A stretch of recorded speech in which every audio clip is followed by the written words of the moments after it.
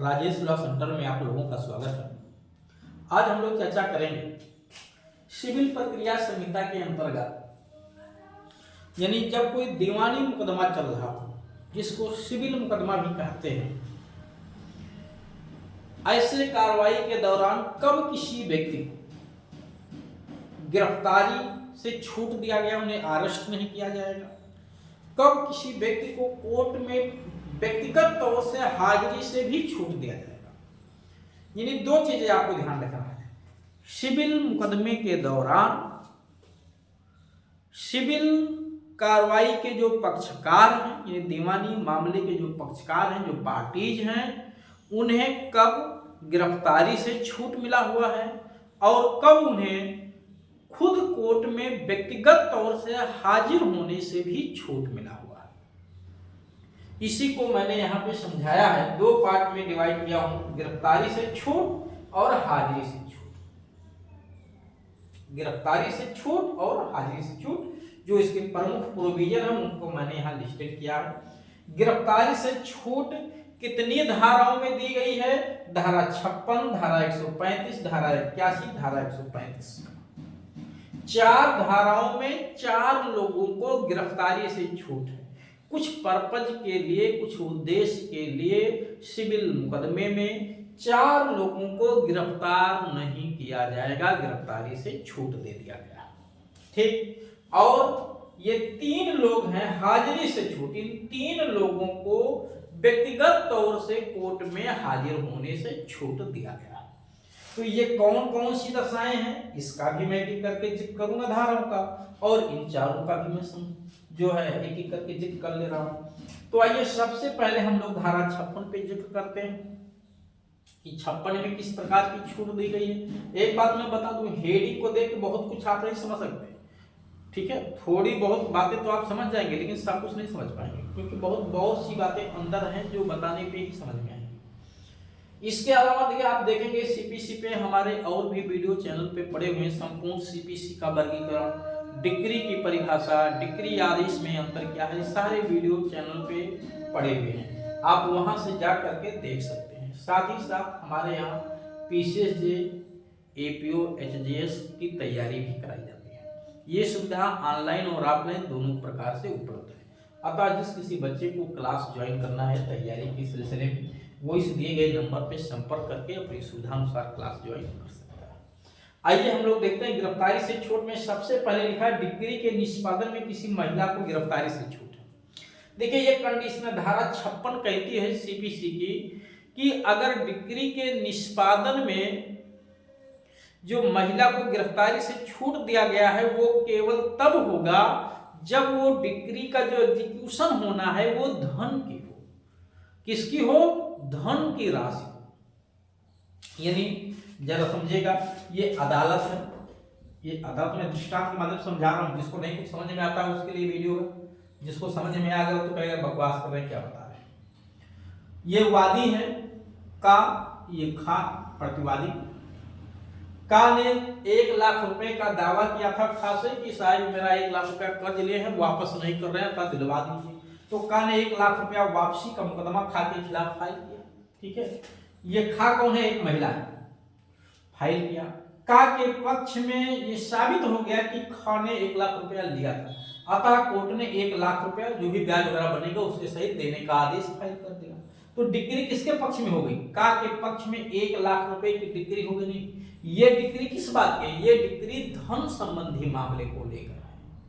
अगर ये का के जमीन पे खा कब्जा की होती और का कोर्ट जो है का के पक्ष में डिक्री पास कर देता कि इस जमीन का हकदार का है, अतः खा को बेकब्जा करके का को कब्जा दिलाया जाए, तो ये धन संबंधी डिक्री नहीं है। ठीक है, लेकिन यहाँ क्या है? 1 लाख रुपए की बकाया की राशि दिलाने का जो आदेश किया गया, इसी को धन संबंधी डिक्री कहते हैं, जब डिक्री में कोई धनराशि देने की बात की जाए। तो जब कोई डिक्री महिला के खिलाफ पास हुई है और वो डिक्री धन को लेकर के है, और वो महिला अगर वो धनराशि नहीं दे रही, जितने भी का वो राशि 1000, 5000, 10,000, 1 लाख, 2 लाख अगर नहीं दे रही है, तो वो पैसा उस महिला से दिलवाने के लिए उसे गिरफ्तार नहीं किया जा सकता। ध्यान दीजिएगा, गिरफ्तारी से महिला को छूट है। लेकिन वहीं अगर मकान वगैरह पे कब्जा किए हुए है महिला, खेती पे कब्जा किए हुए है और उस पर कब्जा नहीं छोड़ रही क्योंकि अगले के पक्ष में आदेश कर दिया, कोर्ट ने डिक्री पास कर दी है, तो महिला को गिरफ्तार किया जा सकता है। तो धारा 56 में जो डिक्री के निष्पादन में महिला को गिरफ्तारी से छूट है वो केवल जब धन की डिक्री का निष्पादन हो तब छूट है, अन्यथा डिक्री का निष्पादन है जो धन से भिन्न है तब कोई छूट नहीं है। आगे देखते हैं, न्यायाधीश, मजिस्ट्रेट, न्यायिक अधिकारी, अधिवक्ता, पक्षकार आदि को 135 में छूट है। यानी धारा 135 जो लास्ट चैप्टर आप पढ़ेंगे सीपीसी का चैप्टर इन पार्ट जो है आपका 11, पार्ट 11 में साफ साफ लिखा धारा 135 में कि अगर कोर्ट को न्यायाधीश या मजिस्ट्रेट या न्यायिक अधिकारी जा रहे हैं या कोर्ट से नहीं अदालत से लौट रहे हैं तो जाते समय या आते समय उन्हें किसी भी सिविल प्रोसीडिंग में अरेस्ट नहीं किया जाएगा। अगर उन पे कोई सिविल मुकदमा चल रहा है जज साहब पे या किसी न्यायिक अधिकारी पे या मजिस्ट्रेट पे कोई दीवानी मुकदमा उनका अपना चल रहा है, तो जिस समय वो कोर्ट जा रहे हों या वहां से वापस आ रहे हों उस समय उन्हें अरेस्ट नहीं किया जाएगा। तो प्रश्न ये, क्या घर पे अगर हैं तो अरेस्ट किया जा सकता है? जी हाँ, घर पे हैं तो सिविल मुकदमे में उन्हें आप गिरफ्तार कर लीजिए, बट अगर वो अदालत जा रहे हैं या वहां से लौटे हैं तो उन्हें अरेस्ट नहीं कर सकते। क्यों? क्योंकि उनका अदालत जाना अनिवार्य है और लोगों के साथ न्याय करना है, क्योंकि वो एक व्यक्ति के साथ साथ एक पद को भी धारण कर रहे हैं। दूसरा, अधिवक्ता या पक्षकार की भी बात की गई है। आप देखेंगे धारा 135 की उपधारा 2 में, अगर कोई ट्रिब्यूनल के समक्ष कोई मामला चल रहा हो, किसी अधिकरण के समक्ष कोई मामला चल रहा हो, तो उस अधिकरण से संबंधित जितने भी लोग हैं, चाहे पार्टीज हों दोनों, चाहे उसके अधिवक्ता हों, चाहे उनके अभिकर्ता हों, उनके विधिक प्रतिनिधि हों, ये भी अधिकरण को जाते समय, वहां से लौटते समय या जिस समय ये अदालत पे हैं या अधिकरण के समक्ष हैं, वहां इन्हें भी अरेस्ट नहीं किया जाएगा अगर इन पे कोई सिविल मुकदमा अलग से चल रहा है तो उस सिविल मुकदमे में, ठीक, उस समय छूट है। लेकिन जब आप धारा 135 की उपधारा 3 पढ़ेंगे तो वहां साफ साफ लिखा है कि जो जजमेंट डेप्टर है, निर्णीत और ऋणी जिसके खिलाफ डिक्री पास हुई है, ठीक है, जजमेंट डेप्टर की डिफिनेशन 2(9) में दी गई, अगर उसके खिलाफ डिक्री का एग्जीक्यूशन कराना तुरंत आवश्यक है या उसके खिलाफ डिक्री के एग्जीक्यूशन के लिए क्यों ना उसको अरेस्ट किया जाए, इसके लिए कारण दर्शित करने के लिए बुलाया गया है, तो ऐसे स्थिति में भी अगर वो असफल रहता है तो वहां भी उसे अरेस्ट किया जा सकता है। यानी कुल मिलाकर जजमेंट डेप्टर को अरेस्ट किया जा सकता है अगर डिक्री का एग्जीक्यूशन तुरंत जरूरी है, ठीक। धारा 135 की उपधारा 3 ये प्रारंभिक परीक्षा में पूछा गया। उसके बाद है लोक अधिकारी, यानी अगर कोई सिविल मुकदमा किसी लोक हैसियत में किसी व्यक्ति पे चल रहा है, पब्लिक हैसियत में चल रहा है, ठीक है, लोक प्राधिकारी के हैसियत में चल रहा है, तो उसे भी अरेस्ट नहीं किया जाता है। ये मान लीजिए, कब? डिक्री के निष्पादन में नहीं, ड्यूरिंग प्रोसीडिंग लोक अधिकारी पे, ठीक है, डीएम पे मुकदमा चल रहा है, तहसीलदार पे चल रहा है, लेखपाल पे चल रहा है, कोई सिविल मुकदमा पदीय हैसियत में चल रहा है उन पे, तो जिस समय सिविल प्रोसीडिंग चल रही है, ट्रायल चल रहा है, उस समय उन्हें गिरफ्तार नहीं किया जाएगा। डिक्री के निष्पादन में नहीं, ध्यान दीजिएगा, डिक्री के निष्पादन की बात नहीं कर रहा हूं, प्रोसीडिंग के दौरान गिरफ्तारी से छूट है। धारा विधायी निकाय के सदस्य, जब इन्होंने देखा कौन है ये सांसद और विधायक लोग, इन्होंने देखा कि महिला को गिरफ्तारी से छूट, जजेस को छूट, पक्षकारों को छूट, लोक अधिकारी को छूट, तो हम ही को क्यों नहीं। 1976 में संशोधन करके लिख लिया 135 का कि अब हमें भी गिरफ्तारी से छूट होगा, और विधायी निकाय यानी विधायक और सांसदों ने ऐसा लिखा कि इन्हें पूरी सिविल प्रोसीडिंग के दौरान साल में कभी भी गिरफ्तार नहीं किया जाएगा। साफ साफ लिखा है, सदन की कार्रवाई प्रारंभ होने से 40 दिन पूर्व और सदन की कार्रवाई समाप्त होने के 40 दिन पश्चात, और जब तक सदन की कार्रवाई चल रही है तब तक इन्हें अरेस्ट नहीं किया जाएगा। तो 40 दिन पहले, 40 दिन पश्चात, और लगभग सदन की कार्रवाई 1 महीने तक चलती है, तो 40, 40, 80 और 1 महीना, ये मोटा मोटा मान ले तो 30, 120 दिन इनको अरेस्ट नहीं किया जाएगा।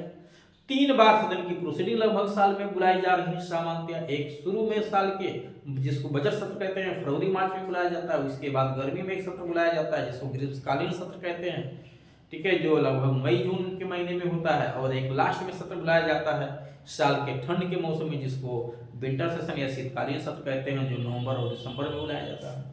तो 120 दिन 120 दिन 120 दिन 3 बार बुलाया गया, तो 120 120 120 बराबर हो गया 360 दिन। 360 दिन तो इनको ऐसे प्रोटेक्शन मिल गया। इतना ही नहीं, अगर कोई समिति का अधिवेशन चल रहा है तो वहां भी इनको प्रोटेक्शन में गिरफ्तार नहीं किया जाएगा। और जितने भी समितियां हमारे यहाँ बनी हुई हैं, लोक लेखा समिति, प्रवर समिति, जांच समिति, भत्ता समिति, पेंशन समिति, ठीक है, इन सबके सदस्य कौन है? पंचायत समिति, इन सबके सदस्य ही विधायक और सांसद ही तो होते हैं। तो इन्हें भी गिरफ्तारी से छूट हो गया। ठीक, उसके बाद हाजिरी से छूट। हाजिरी से छूट दिया गया किन किन लोगों को? 3 लोगों को। स्त्रियों को पर्सनल अपीयरेंस से छूट दिया गया 132 में। कोई ऐसी महिला जो देश की रूढ़िगत तरीके से या सामाजिक तौर से लोगों के सामने नहीं आती है, पर्दा करती है, पर्दानशीन महिला, ठीक, ऐसी महिला को सिविल मुकदमा दाखिल करने पे उसे व्यक्तिगत हाजिरी से छूट दे दिया जाएगा। इसका मतलब है वो अपने अभिकर्ता के माध्यम से, अपने प्रतिनिधि के माध्यम से या अपने अधिवक्ता के माध्यम से अदालत में हाजिर हो, स्वयं उसे आने की जरूरत नहीं है। लेकिन अगर कहीं उसे अन्यथा छूट नहीं दिया गया, किसी प्रयोजन के लिए अरेस्ट करना जरूरी है, तो फिर अरेस्ट किया जा सकता है। 132(2).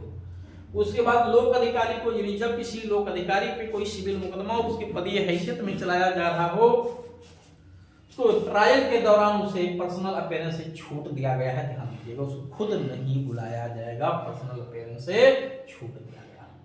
ठीक, पर्सनल अपीयरेंस से छूट आपकी क्रिमिनल मामलों में भी दी जाती है। क्रिमिनल मामलों में भी पर्सनल अपीयरेंस से छूट दिए जाने का प्रावधान किया गया है। और अन्य व्यक्तियों को छूट 133 में दिया गया। 133 में भी कुछ लोगों को हाजिरी से छूट है। किसको? राष्ट्रपति, उपराष्ट्रपति, राष्ट्रपति, उपराष्ट्रपति, संघ के मंत्री, लोकसभा अध्यक्ष,